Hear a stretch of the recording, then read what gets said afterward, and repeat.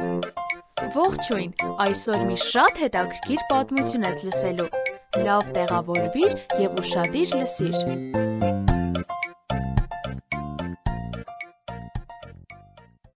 Հայիթի աղետը սարսափելի էր, փոթորիկից հետո ժայռակտորները լեռան վրայից ընկան և ծածկեցին ամբողջ գյուղը, որտեղ ապրում էր Թիֆամը,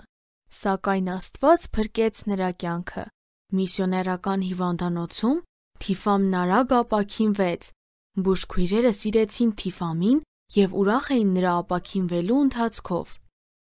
Թիֆամ, դու այժմ ավելի լավ ես, ուզում ես գրել կարդալ սովորել։ Այո, ուզում եմ, բայց ես վախենում եմ այդ գրքից։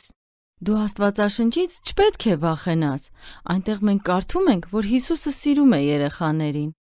Դրանից հետո Թիֆամն ամեն օր գնում էր միսիոներական դպրոց։ Կրոնի դասին նա փակում էր իր ականջները, սակայն երբեմն մի փոքր լսում էր։ Նա չէր հասկանում, թե Աստծո որդի ասելով ուսուցչուհին ինչ նկատի ուներ։ Նա արագորեն բռնեց իր թալիսմանը, որը կախված էր վզից։ Աղջիկներից մեկը ծիծաղեց նրա վրա։ Թիֆամը վախից սկսեց լաց լինել և դպրոցի սենյակից դուրս վազեց։ Թիֆամ, ինչու ես լացում։ Ես չեմ հասկանում, ինչպես կարող եմ Աստծո զավակը դառնալ։ Աստվածաշնչում գրված է, որ ով հավատա Հիսուսին և խնդրի նրան, որ դառնա իր կյանքի տերը, նա Աստծո զավակը կդառնա։ Իմ հայրիկը կպատժի ինձ, եթե դա անեմ։ Ես վախենում եմ։ Մենք նրա համար նույնպես կաղոթենք, որ մի օր նա էլ Աստծո զավակը դառնա։ Թիֆամը խրախուսվեց և աղոթեց. Տեր Հիսուս, ես հավատում եմ քեզ, ներիր իմ մեղքերը և բնակվիր իմ կյանքում։ Հիմա դու Աստծո զավակն ես, և Հիսուսը միշտ քեզ հետ է լինելու։ Ես Աստծո զավակն եմ։ Որոշ ժամանակ հետո նրա հայրը եկավ աղջկան տանելու։ Գնալու կապակցությամբ նրան Աստվածաշունչ էին նվիրել։ Նրա հայրը սուր հայացք նետեց նրա վրա և լռեց, մինչ վերադառնում էին տուն։ Դու նույնպես հավատում ես այդ Հիսուսին։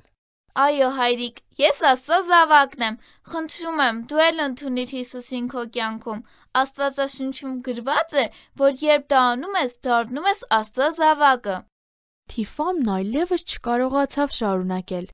Նրա հայրը վերցրեց Աստվածաշունչը նրա ձեռքից, բաժանեց մասերի և քամուն տվեց։ Իսկ հետո հաջորդ թողարկմանը կպատմեմ, թե ինչ եղավ հետո։ Մեզ հետ կարող ես կապվել hypocric@gmail.com հասցեով։ Կրկնում եմ HAYPOQRIK@gmail.com Կհանդիպենք հաջորդ թողարկմանը։ Ձեզ հետ է և Նիկեն։